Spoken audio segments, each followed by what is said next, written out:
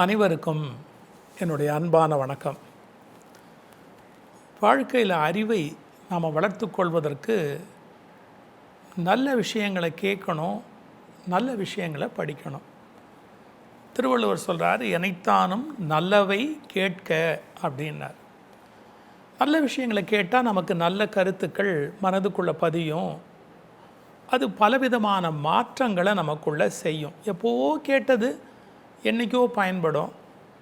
ஒழுக்கமுடையவர்கள் வாய்ச்சொல் வாழ்க்கையில் வழுக்கி விழுகிற போது உற்ற துணை அப்படின்னு எழுதுகிறார் திருவள்ளுவர். அப்போ நம்ம எப்போவோ யார்ட்டையோ கேட்டு வச்ச ஒரு செய்தி இருக்கு இல்லையா, அது நமக்கு எப்போ பயன்படும் அப்படின்னு நமக்கு தெரியாது. ஏதோ ஒரு பிரச்சனை வரும்போது நமக்கு பயன்படும். அதுக்காகத்தான் எனைத்தானும் நல்லவை கேட்க அப்படின்னார். அதே மாதிரி கற்க அப்படின்னார். கசடு அற கற்க அப்படின்னார். நான் திருவள்ளுவரை பற்றி இன்றைக்கி பேச போகிறதில்ல. நம்ம கற்க வேண்டுமென்றால் தேடி தேடி நல்ல புத்தகங்களை கற்க வேண்டும். நீங்கள் புத்தகங்கள் அப்படி என்ன பண்ணும் அப்படின்னு ஒரு யோசனை பல பேருக்கு தோணும். டால்ஸ்டாயினுடைய புத்தகத்தை மோகனதாஸ் கரம்சந்த் காந்தி என்றவர் படிக்காமல் போயிருந்தால் மகாத்மா காந்தி உருவாகி இருப்பதற்கு வாய்ப்பு இல்லை. பின்னால் வேறு ஏதோ ஒரு அனுபவம், வேறு ஏதோ ஒரு அழுத்தம், ஏதோ ஒன்று ஏற்பட்டு ஒருவேளை நமக்கு ஒரு மகாத்மா உருவாகலாம். நடக்க வேண்டியது நடக்கும், அது வேறு மாதிரி நடந்திருக்கும். ஆனால் இப்போ மகாத்மா உருவானதற்கு என்ன காரணம் அப்படின்னு பார்த்தா டால்ஸ்டாயினுடைய புத்தகம்.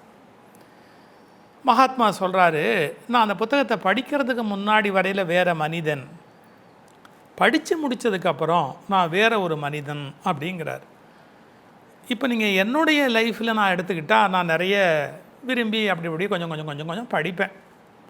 நிறையங்கிறது கொஞ்சம் அகலமாக படிப்பேன், அதனால் நிறையன்னு சொன்னேன். வெவ்வேறு சப்ஜெக்டில் படிக்கிறதுல எனக்கு ஒரு ஆர்வம் உண்டு. தேடி அப்படி பார்த்து படிப்பேன். அதில் ஓஷோவுடைய புத்தகங்களை நான் படிக்காமல் போயிருந்தால் என்னுடைய ஒரு பகுதி காணாமல் போயிருக்கும் வாழ்க்கையில். ஏன்னா துணிந்து சிந்திப்பதற்கும் அடுத்த நூற்றாண்டுக்கான கருத்துக்களை உள்வாங்குவதற்கும் எல்லா மதங்களையும் கடந்து உண்மையான ஒரு தரிசனம், கடவுள் அப்படின்னா என்ன அப்படிங்கிற ஒரு பூரணமான ஒரு தரிசனம் பெறுவதற்கும் எனக்கு ஓஷோ மிகப்பெரிய துணை. எஸ்ஏபி அவர்கள் நான் அறிந்த ஓஷோ அப்படின்னு ஒரு புத்தகம் அவருடைய வாழ்க்கை வரலாற்றை மையமாக வச்சு எழுதியிருந்தார். அதை படித்தாலே அவ்வளோ சுவையாக இருக்கும். பள்ளிக்கூடத்தில் படிக்கிறதுக்கு ஓஷோ போகிற காலத்தில் அவங்க அப்பாட்ட சொல்கிறாரு, நீ ஒரு ஆபத்தை தேடிக்கிறேன்னார். தேவையில்லாத ஒரு சங்கடத்தை இப்போ நீ தேடிக்கிறேன்னார். அவங்க அப்பா கேட்டார், என்னன்னு. நல்லா யோசிச்சுக்கோ, என்னை இந்த பள்ளிக்கூடத்தில் சேர்க்கறதுக்கு முன்னாடி நல்லா யோசிச்சுக்கோ, உனக்கு தான் நிறைய சிக்கல் வரும். யாராவது இப்படி சொல்ல முடியுமா? ஏன்னா 7-8 வயது வரையில் பாட்டி வீட்டிலேயே வளர்ந்தவர். அதுக்கு அப்புறம் தான் அவங்க அப்பா கட்டாயப்படுத்தி பள்ளிக்கூடத்துக்கு கூட்டிகிட்டு போகிறார். அங்கே ஆசிரியரோடு அவருக்கு சண்டை வருது.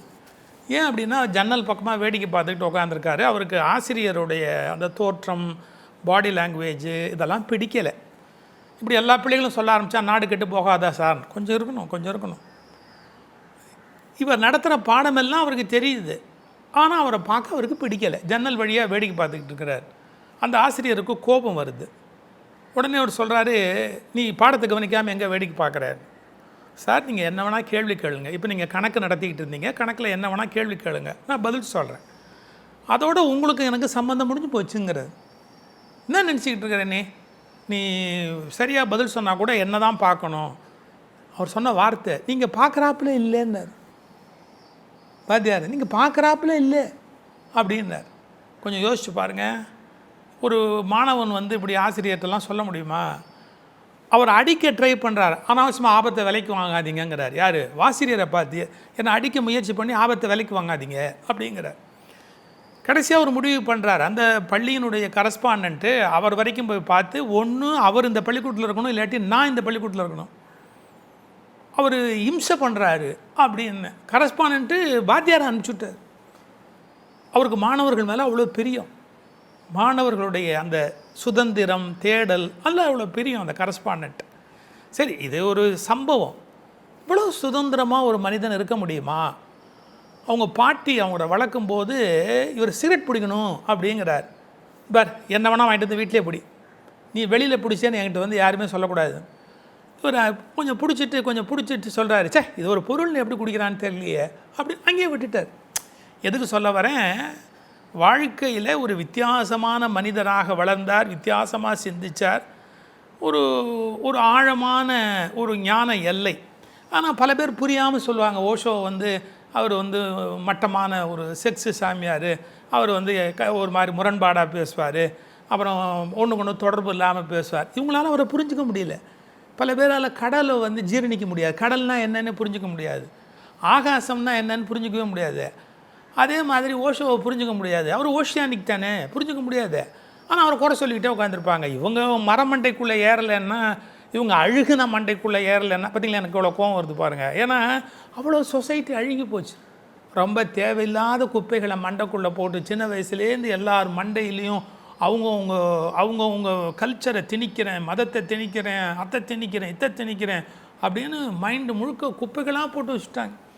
அதனால் என்ன ஆகிப்போச்சு, புதுசாக ஒரு நல்ல கருத்து வருது அப்படின்னா அதை ஏற்றுக்க முடியல, கேட்க முடியல, உண்மையை புரிஞ்சிக்க முடியல. அது ஒரு பெரிய கலை. அது அப்புறம் பின்னாடி அப்பா சொல்கிறேன். இப்போ எதுக்காக அவ்வளோ சொல்கிறேன்னா, நிறைய இது மாதிரி கருத்துக்கள் இந்த உலகத்தில் இருக்குது. இந்த கருத்துக்கள் நம்ம என்ன பண்ணணும், கற்கணும், படிக்கணும், நேரம் ஒதுக்கணும். ஒரு மணி நேரமாவது வாய்ப்பு இருக்கும் போதெல்லாம் நம்முடைய வாழ்க்கையில் ஒதுக்கி புத்தகங்களை தேடி பதிக்கிற பழக்கம் இருக்கணும். இப்போ புத்தகம் படிக்கிற பழக்கமே போயிடுச்சுங்க. புத்தக கண்காட்சி கூட நடக்குதுன்னு பேர், என்ன பிரயோஜனம்? புத்தகங்களை தேடி படிக்கிற பழக்கம் மனிதர்கள்ட்ட ரொம்ப குறைஞ்சி போச்சு. 1,00,000 புஸ்தகங்களுக்கு மேலே இருந்து தான் ஓஷோ கிட்ட அப்படி விரும்பி படிப்பாரா தனக்கு வாய்ப்பு இருக்கிற போதெல்லாம். விவேகானந்தர் தேடி போய் படிப்பார். டாக்டர் அம்பேத்கர் லண்டன் போகிறாரு, உங்களுக்கு எங்கே தங்கறதுக்கு ரூம் போடணும் அப்படின்னு கேட்குறாங்க. இப்போ பக்கத்தில் லைப்ரரிக்கு நடந்து போயிட்டு வர மாதிரியான இடம் போடப்பா, போய் லைப்ரரியில் புஸ்தகம் படிக்கணும் அப்படின்னு. வாரியார் சுவாமி தம்முடைய புகழ்பெற்ற உச்சியில் இருந்த காலத்தில் கூட நான் பார்த்துருக்குறேன், மேடையில் ஒரு ஓரமாக உட்காந்துருப்பார். இப்போ 6:30 ஆரம்பம்னா 6 மணிக்கு வந்துடுவார். 6லேருந்து 6:30 புஸ்தகம் படிச்சுக்கிட்டே உட்காந்துருப்பார். சாயங்காலம் அவர் பேசுகிறத கேட்டு புஸ்தகம் எழுதுறதுக்கு 100 பேர் வரா, ஆனால் அவர் புஸ்தகம் படிச்சுக்கிட்டே இருப்பார். நிறைய கருத்துக்களை தேடி படிக்கணும். இப்போ நானும் நிறைய படிக்கிறதுனால தான் ஏதோ ஒரு 4 விஷயத்தை உங்களோட சொல்ல முடியுது, உங்களோட பகிர்ந்துக்க முடியுது. இப்போ நாங்கள் ஒரு புது முயற்சி ஒன்று பண்ண போகிறோம். ஒளி பரவட்டும், அந்த வார்த்தை எனக்கு ரொம்ப பிடிக்கும், என்னுடைய புஸ்தகத்தில் வந்திருக்கு. புது ஒளி பரவட்டும், நாங்கள் ஒரு பத்திரிகையை ஆரம்பித்தோம், நடத்த முடியல எங்களால். அப்புறம் ஒளி பரவட்டும் அப்படிங்கிற அந்த கருத்தை மையமாக்கி நிறைய கருத்துக்களை தொகுத்து மக்களுக்கு கொடுக்கணும் அப்படின்னு. இப்போல்லாம் அச்சு போட்டு புத்தகமாக கொடுத்தா அதை யார் படிக்கிறதுக்கு தயாராக இருக்கா? அதை கொண்டு போய் சேர்க்குறதே பெரிய வேலை. இப்போ மீடியா மாறி போச்சு, எல்லாம் எலக்ட்ரானிக் மீடியாவில் வந்துருச்சு. அதனால் உங்களுக்கெல்லாம் வசதியாக ஒரு சுட்டி, அதை நீங்கள் அப்படி தொட்டு அப்படி ப்ரெஸ் பண்ணிங்கன்னா அந்த புஸ்தகத்தை பார்க்கலாம். அதில் என்னென்ன இருக்கும் அப்படின்னு கொஞ்சம் யோசிச்சு பாருங்களேன். என்னென்ன இருக்கும்? சிறுகதைகள் இருக்கும், கட்டுரைகள் இருக்கும், அப்புறம் உங்களுடைய வாழ்க்கைக்கு தேவையான மருத்துவ குறிப்பு இருக்கும். நான் இங்கே பேசுகிறேன் பாருங்கள், சில செய்திகள் இதெல்லாம் காற்றோடு அப்படியே போயிடும், கேட்டுட்டு பல பேருக்கு மறந்து போயிடும். அவைகளை உங்களுக்கு அதில் எழுத்துப்பூர்வமாக நீங்கள் சேவ் பண்ணி வச்சுக்கலாம், எப்போ வேணாலும் எடுத்து பார்க்குற மாதிரி. அதுக்கு தகுந்த மாதிரியான ஒரு முறையில் நாங்கள் உங்களுக்கு அதை வழங்க வேணும் அப்படின்னு தீர்மானித்திருக்கிறோம்.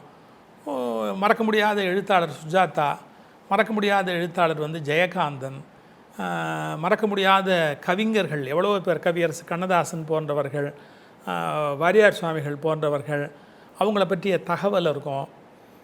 ஒரு உதாரணம் சொல்கிறேன் பாருங்களேன். ஒரு குமரி அனந்தன் அவருடைய புத்தகத்தில் ஒரு செய்தி படித்தேன். என்னன்னா, மீனாட்சி அம்மன் கோயிலில் தான் ஹரிஜன ஆலய பிரவேசம் அப்படிங்கிறத நடத்தணும் அப்படின்னு முடிவு பண்ணி நடத்தினாங்க. அது ஒரு பெரிய கதை. அதெல்லாம் ஒரு காலத்தில் கோயிலுக்கு வெளியிலேயே நம்ம சில சமூகத்தை நிறுத்தி கொடுமை பண்ணிட்டோம். அவங்கெல்லாம் கோயிலுக்குள்ளே வரக்கூடாது அப்படின்னு அதை நிறுத்துறதுனால தான் வேறு நிறைய விளைவுகள் வந்தது. அதை மாற்றி மூதறிஞர் ராஜாஜி அவர்கள் என்ன பண்ணுறாரு, ஆலயத்துக்குள்ளே வரணும்னு ஒரு சட்டம் போட்டார், வரலாம் அப்படின்னு ஒரு சட்டம் போட்டார். அப்போ ஒரு பெரிய பிரச்சனை நடந்து போச்சு.